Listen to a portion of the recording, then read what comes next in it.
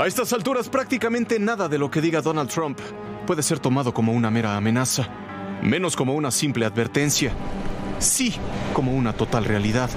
De ahí la importancia de su afirmación más reciente sobre los operativos internacionales contra el narcotráfico. Hemos aniquilado el tránsito de drogas por mar y comenzaremos a hacerlo por tierra, confirmó en el canal estadounidense Fox News, y justo ahí habló directamente de México.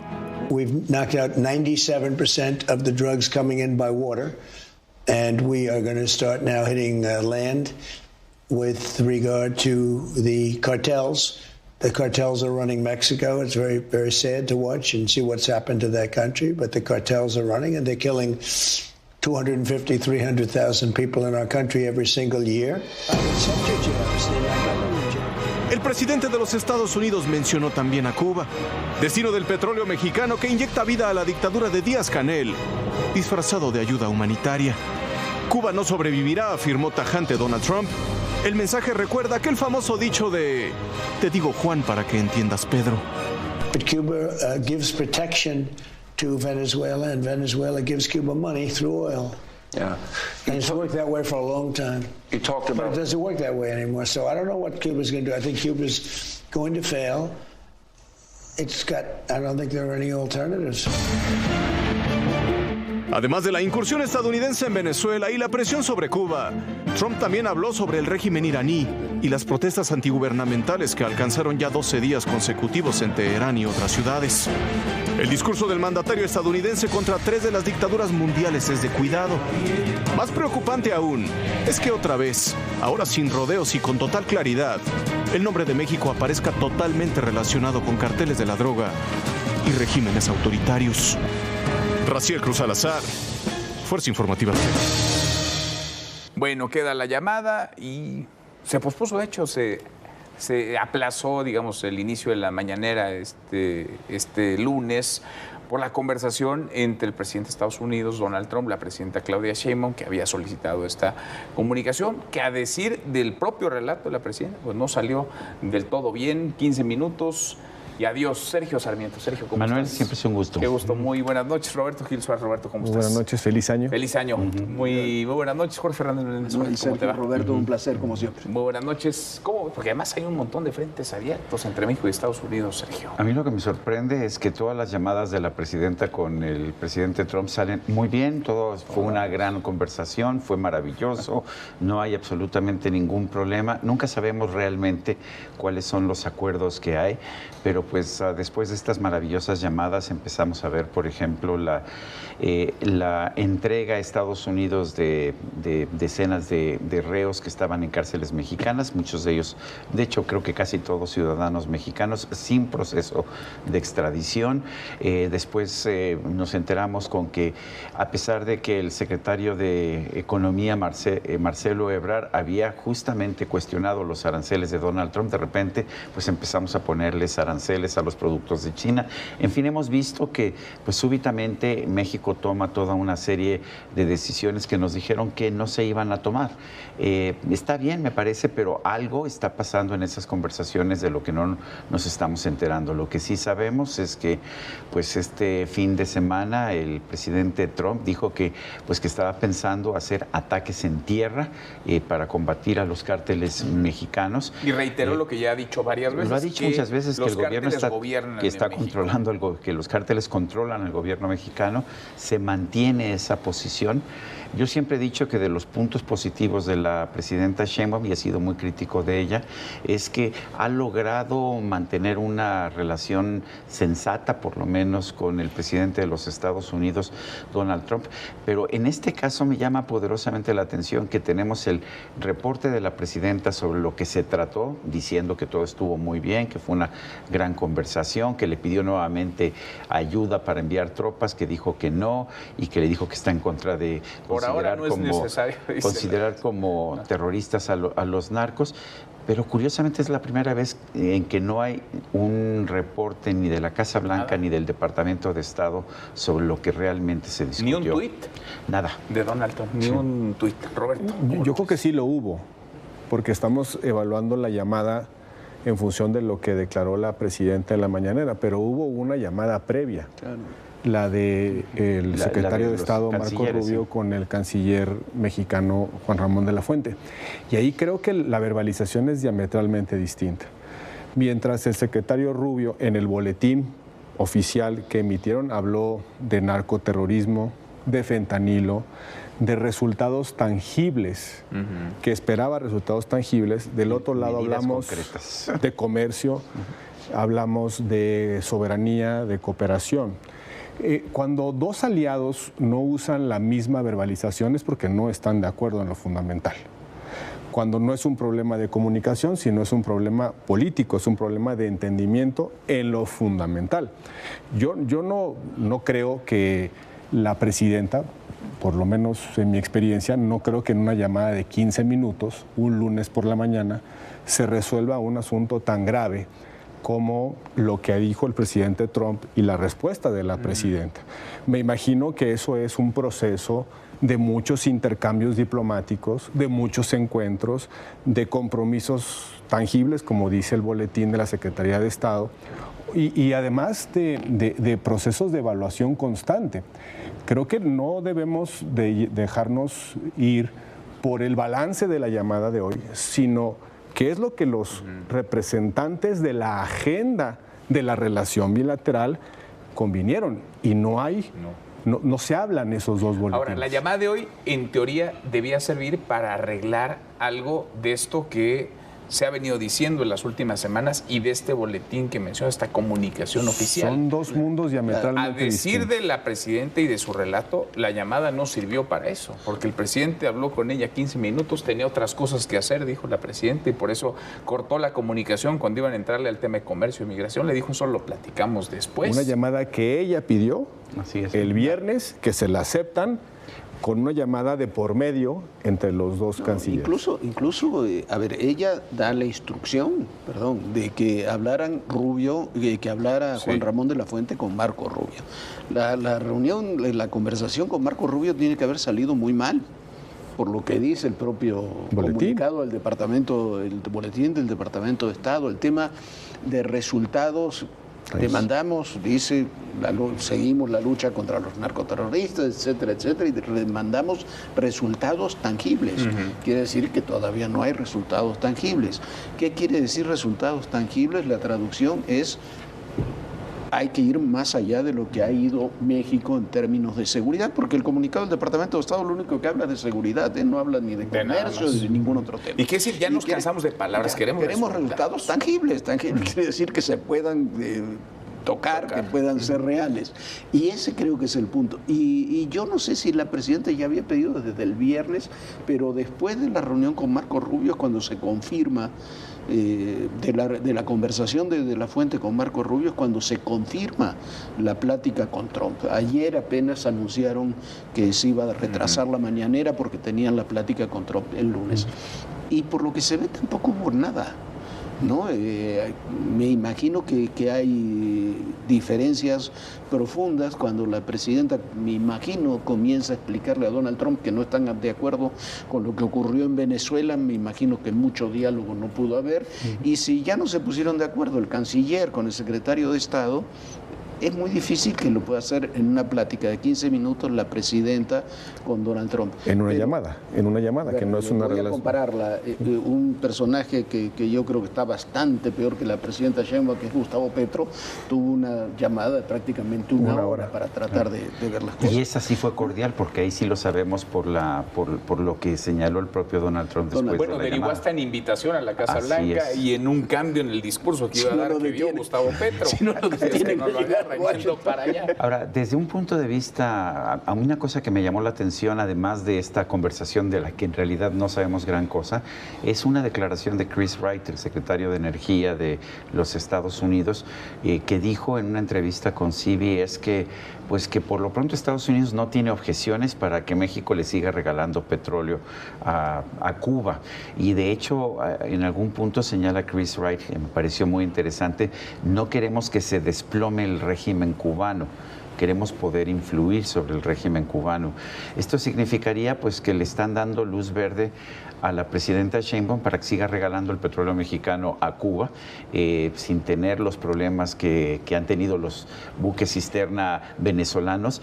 Aunque dice el propio Trump, dice se acabó el petróleo y el dinero para Cuba. Pero dijo de Venezuela, dijo de Venezuela, específicamente lo dijo de Venezuela. Por eso me llamó la atención la declaración de Chris Wright, que es el secretario de Energía, y lo que dijo es, no tenemos intención de detenerlo, eso es lo que le dijo a CBS, y lo que dijo que es, no queremos tampoco que se colapse el régimen cubano, queremos influir sobre ellos.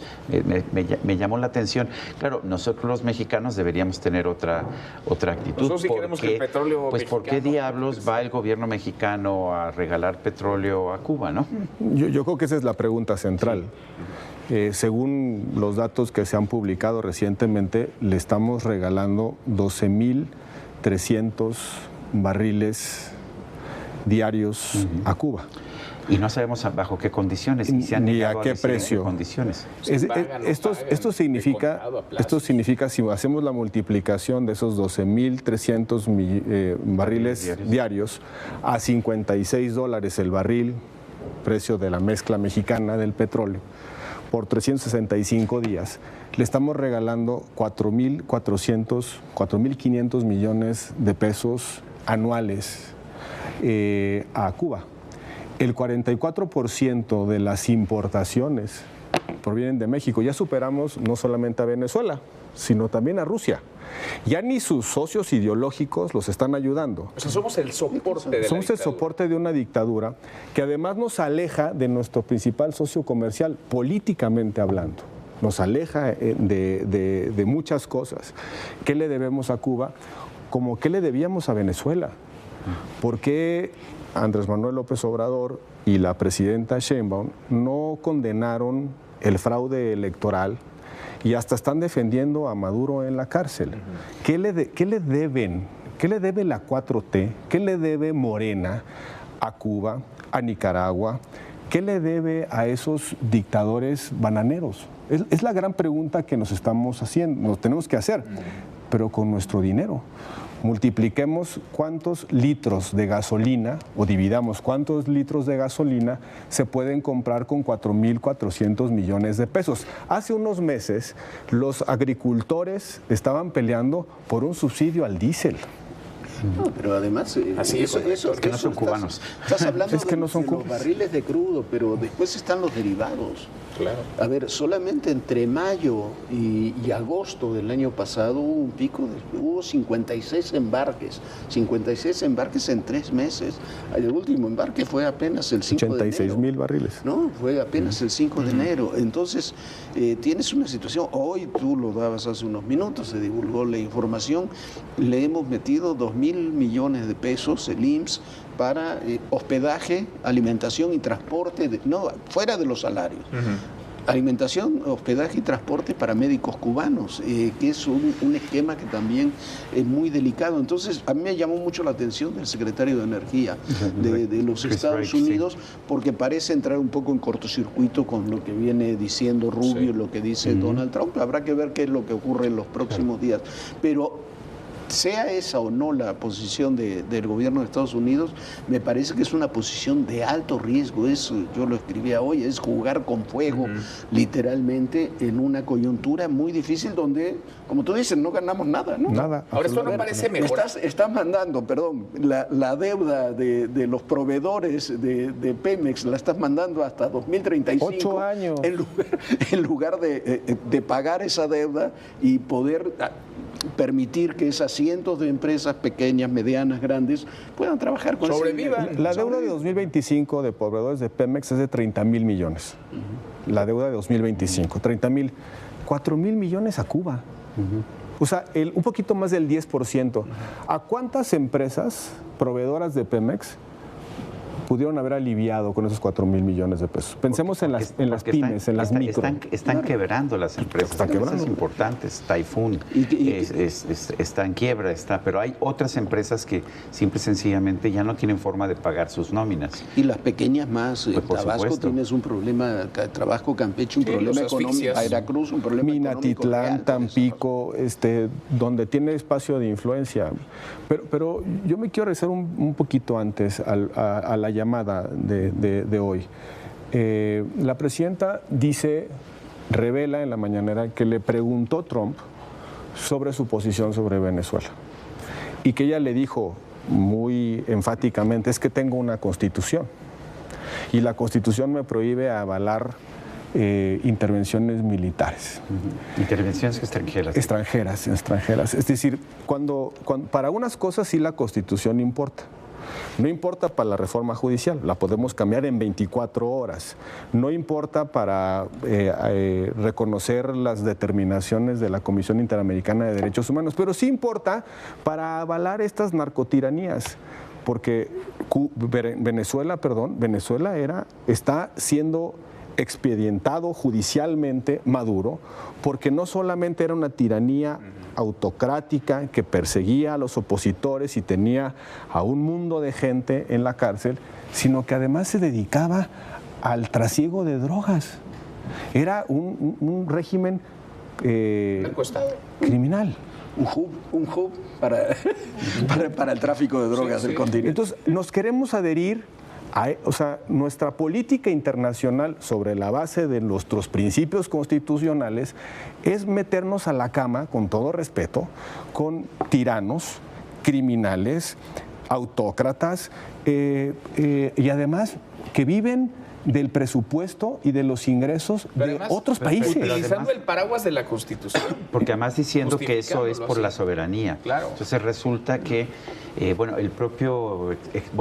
la presidenta lo llama el presidente, el otro presidente, López Obrador, decía que había que respetar la soberanía del pueblo venezolano. Eso lo dijo en un comunicado en el que se estaba metiendo, de hecho, en un terreno que le debería corresponder nada más a la presidenta Sheinbaum.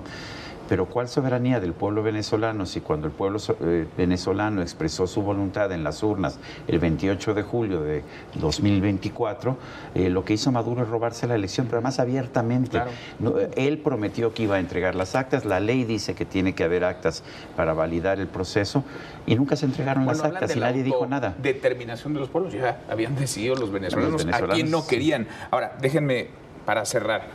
Tenemos en ciernes la renegociación del TEMEC. Las cosas no van mejorando en la relación México-Estados Unidos, al contrario, vamos en 12 de enero y desde que inició el año esta es una descomposición acelerada. Vemos a Donald Trump vehemente en lo que ya le hemos escuchado, en su diagnóstico que es claro sobre la alianza, el contubernio, autoridades, políticos, gobierno mexicano y criminales. ¿Qué viene, Roberto? ¿Qué viene para los próximos semanas, ni siquiera meses? ¿Qué viene para las próximas semanas? Yo veo muy difícil que nos den la renegociación del tratado por incentivos internos.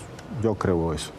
Tiene una elección muy importante, la intermedia de Congreso. Veo muy difícil que con este ambiente, con esta narrativa, pueda el presidente Trump conceder un acuerdo razonable.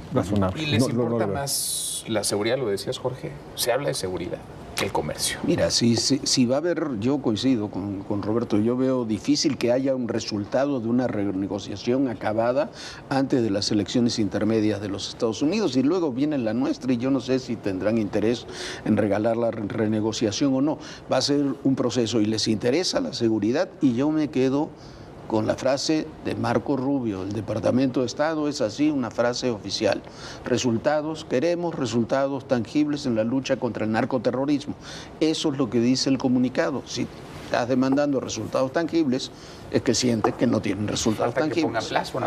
Yo diría, nuestro aliado para renovar el TEMEC son las propias empresas de Estados Unidos que entienden que el TEMEC nos favorece a nosotros y favorece a Estados Unidos. El enemigo es esta propia criminalidad que está agobiando a nuestro país y que el presidente Trump constantemente señala que ha carcomido la esencia del Estado mexicano, porque él sigue insistiendo, y yo creo que en ciertas regiones de nuestro país eso es claro, el crimen controla a las instituciones del Estado mexicano. Manda, gobierna a sus anchas. Sergio, gracias, muchas gracias. Gracias, Roberto. Gracias. Muchas gracias, Jorge. Gracias. Gracias. Hasta mañana. Pásala muy bien.